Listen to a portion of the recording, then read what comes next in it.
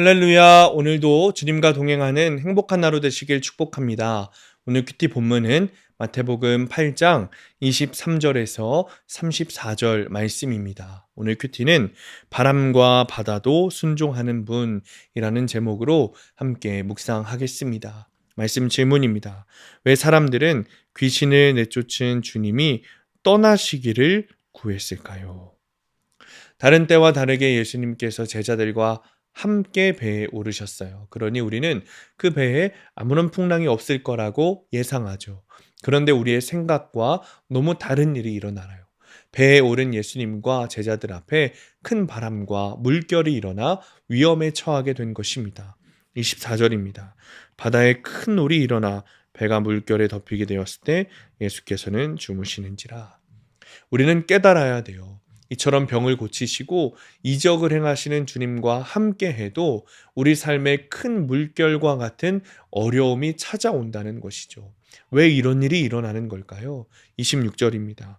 예수께서 이르시되 어찌하여 무서워하느냐?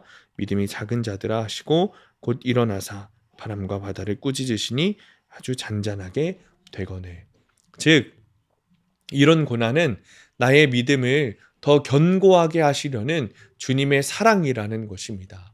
고난으로 나의 작은 믿음이 드러나 말씀으로 꾸짖음을 받으면 어떤 환경에서도 요동하지 않게 되기 때문이죠.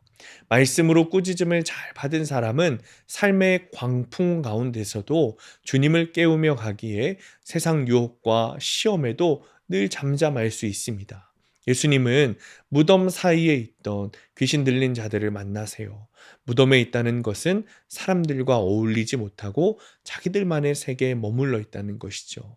그런데 귀신 들린 자들은 놀랍게도 예수님을 하나님의 아들이라고 불러요. 하지만 이들은 예수님을 영접하는 대신 왜 우리를 괴롭게 하시냐며 소리를 지르죠. 즉 하나님을 아는 것과 믿는 것은 여러분 다른 거예요. 귀신도 하나님을 압니다. 예수님을 알아요. 우리도 예수님과 하나님을 알죠. 그러나 정말 예수를 믿고 있는지는 돌이켜 봐야 합니다. 우리의 모습이 어떤지 날마다 말씀으로 내 죄를 깨닫고 하나님께서 나를 구원하시려는 과정 가운데 우리가 함께 해야 합니다. 한편 마을 사람들은 귀신 들려 고통받던 자들이 그 고통에서 해방된 것을 보았어요. 그러나 그것을 보고 함께 기뻐하기보다 주님께서 마을에서 떠나시기를 간구해요. 그들의 관심은 생명이 아니라 자신들의 이익에 있었기 때문이죠. 이처럼 성령 안에서 말씀으로 하나 되지 않으면 주님과 함께 할 수 없습니다. 적용 질문입니다. 내가 두려워하는 내 삶의 큰 바람과 물결 같은 사건은 무엇입니까? 나는 무엇 때문에 주께 나를 떠나소서라고 외칩니까? 오늘의 원포인트, 아는 것을 넘어서 믿는 것으로 나아가야 합니다. 오늘날 교회를 다니는 사람을 보면 안타까운 게 있어요.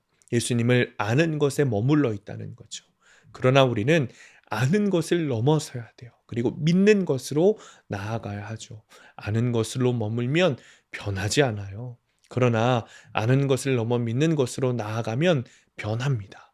참 그리스도인이 되고 참 구원을 얻을 수 있습니다. 아는 것에는 구원이 없습니다. 오늘도 주님을 믿음으로 구원에 한 발짝 다가가는 성화를 이루어 가시기를 축복합니다. 기도하겠습니다. 주님, 아는 것을 넘어서 믿는 것으로 나아가게 하여 주옵소서. 예수님을 알고 하나님을 아는 것은 귀신도 압니다.